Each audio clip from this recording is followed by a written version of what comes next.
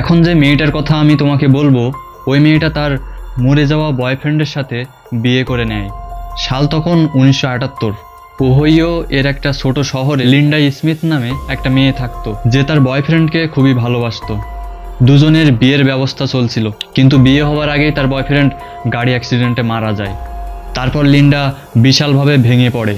কিন্তু এক রাতে লিন্ডা এক ভীষণ ভয়ঙ্কর ডিসিশন নেয়। তার দুই বড় ভাইয়ের সাথে সে তার বয়ফ্রেন্ডের কবরস্থানে যায় এবং বয়ফ্রেন্ডের লাশ কবর থেকে বের করে বলে ওইভাবে নাকি তাকে বিয়ে করবে। তার দুই ভাই তো এই কথা শুনে অবাক হয়ে যায়।